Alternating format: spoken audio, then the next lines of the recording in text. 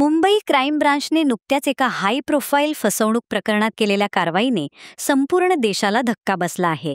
Alexander Palmer नावाच्या एका व्यक्तीला अटक करण्यात आली आहे, ज्याने आपली खोटी ओळख, बोगस पदव्या आणि चक्क बार्क अर्थात भाभा अणु संशोधन केंद्राचा खोटा वैज्ञानिक असल्याचं भासून अनेक सरकारी आणि खाजगी संस्थांना गंडा घातला.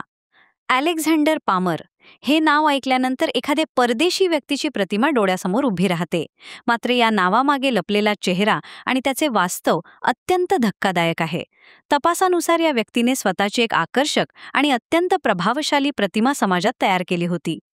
बनावट ओळख आणि पदव्या. पामरकडे 3 वेगवेगळ्या देशांचे पासपोर्ट आढळून आले आहेत, ज्यामुळे त्याच्या आंतरराष्ट्रीय कनेक्शन्सची शक्यता तपासली जात आहे. त्याने अनेक बोगस पदव्या मिळवल्या होत्या, ज्याच्या आधारे त्याने प्रतिष्ठित सेमिनार आणि बैठकांमध्ये सहभाग घेतला. बार्कचा खोटा वैज्ञानिक. यातील सर्वात गंभीर बाब म्हणजे त्याने स्वतःला भाभा अणु संशोधन केंद्राचा वरिष्ठ वैज्ञानिक म्हणून लोकांसमोर उभं केलं. अतिमहत्त्वाच्या सरकारी संस्थांमध्ये प्रवेश मिळवण्यासाठी आणि विश्वास संपादन करण्यासाठी त्याने बार्कच्या खोट्या ओळखपत्राचा उपयोग केला.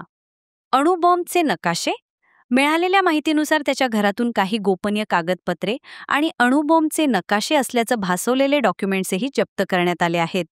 ही कागदपत्रे खरी आहेत की खोटी याचा तपास सुरक्षा यंत्रणा करत आहेत. पामर केवळ सामान्य लोकांनाच नाही, तर उच्च भ्रूवर्गाला, सरकारी अधिकाऱ्यांना आणि खासगी उद्योजकांनाही लक्ष्य करत होता. बार्कचा वैज्ञानिक असल्याने याला राष्ट्रीय सुरक्षेच्या आणि उच्च तंत्रज्ञानाच्या क्षेत्रातील व्यक्ती म्हणून पाहिले जाई. उद्देश काय होता? या फसवणुकीमागील त्याचा नेमका उद्देश काय होता? केवळ आर्थिक फसवणूक की राष्ट्रीय सुरक्षेशी संबंधित काही मोठे षडयंत्र? सुरक्षा यंत्रणा या सर्व बाजूंनी तपास करत आहेत. Digital arrest connection.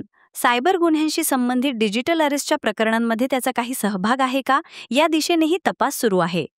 अलेक्झांडर पामरसारखे व्यक्तीमुळे देशाच्या सुरक्षा यंत्रणा आणि गुप्तचर संस्थांच्या कार्यक्षमतेवर मोठे प्रश्नचिन्ह निर्माण झाले आहे. कोणतीही व्यक्ती केवळ आकर्षक ओळखपत्रे किंवा मोठ्या नावावर विश्वास ठेवण्याऐवजी त्यांच्याबद्दलची माहिती सरकारी स्तरावर पडताळून पाहणे किती आवश्यक आहे, या घटनेने सिद्ध केले आहे. सध्या मुंबई पोलीस आणि केंद्रीय तपास यंत्रणा पामरच्या संपूर्ण जाळ्याचा आणि त्याच्यामागे असलेल्या कोणत्याही शक्तीचा शोध घेत आहेत. अलेक्झांडर पामर नावाचा हा बोगस वैज्ञानिक लवकरच त्याच्या सर्व कृत्यांसाठी कायद्याच्या कचाट्यात सापडेल यात शंका नाही. NTV news Marathi, Mumbai.